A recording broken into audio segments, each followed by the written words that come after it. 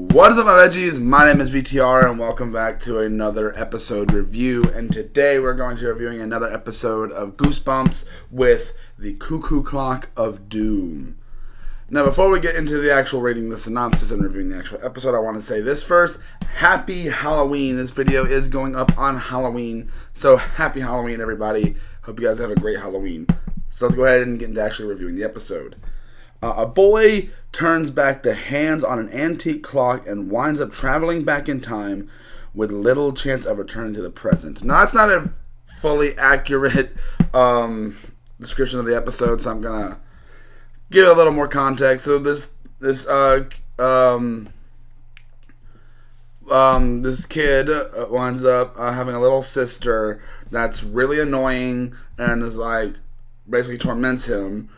So his father gets this cuckoo clock and he tries to break it to blame it on his little sister to get back at him, or get back at her. And that's basically it winds up sending him back in time 3 days to his birthday. That was just a couple days ago, and then it winds up sending him back in time 6 years to his 6-year-old birthday party, and then it gets sent back to when he was a baby. And he's got to try to fix the problem and get back to time. And the episode is actually a lot better than I was expecting it to be. I had very low expectations going into this one just from the title alone. This is not one of the ones of the books I've ever read.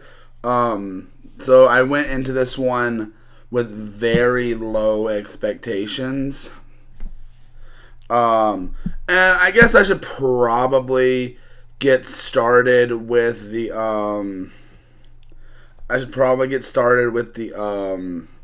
negatives first.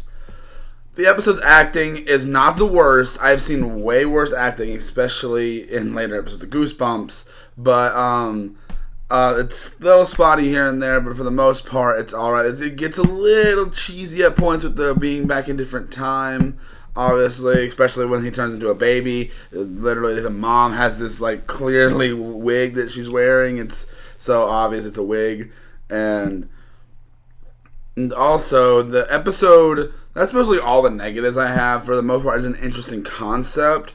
Because the thing is, spoilers for the end of the episode, he goes back and he winds up, because when he was trying to get back, he accidentally knocked off the 88 on the clock. And that was the year his sister was born. So, basically wiping his sister from existence. And he's the only one that ever knows she was around, or a thing, or a person. And the episode kind of ends with him being like, I'll go back and fix it eventually. Which, something tells me he never will. But it'd be interesting to see like some like fan story or something of like this, like the kid growing up and like him realizing, dang, my sister would have never got this. Like, what the heck? So that would have been really interesting to see if someone make that. Someone write that fan fiction. Someone do that. But the episode overall is alright. It's an alright episode. I didn't love it or anything, but I thought it was an alright way to kill 20 minutes. It's just a fun little story, and it is a little scary because he's like scared he's gonna fade from existence, or he's stuck in this time loop, or not time loop, but like, I don't know. But it's really interesting the way they go about it. It's really interesting, and I don't think I really, obviously you get like I have to stop this, or existence. You've seen that in so much other media and things like that.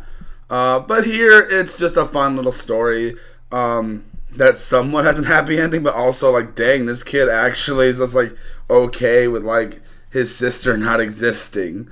Like, that's kind of messed up, but it's also it's played out decently.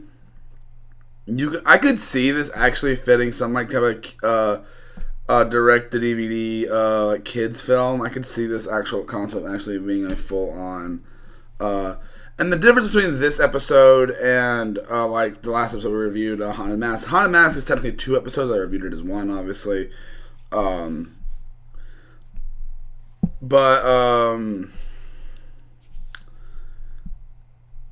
It's interesting. Because this has less time to do what it's got to do, but it does it, and it doesn't overstay its welcome.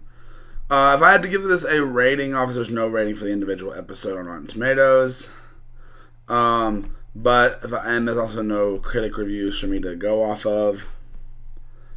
But what I would probably say is I'd probably just give this movie, this episode, a 3.5 out of 5. I feel like that's an alright middle ground there. I feel like it's an alright episode. It's nothing crazy. But I'd love to know what you guys think. What do you guys think of this episode? Let me know down in the comment section below. And hope you guys are having a great Halloween. However you spend it, if you're going out trick-or-treating or if you're just gonna stay in and watch horror movies, a good way to spend your a good way to spend Halloween is maybe watching some VTR Creepy Frights videos. That's probably a good way to spend it. But I hope you guys enjoyed the video, and I'll see you guys in the next one. Bye!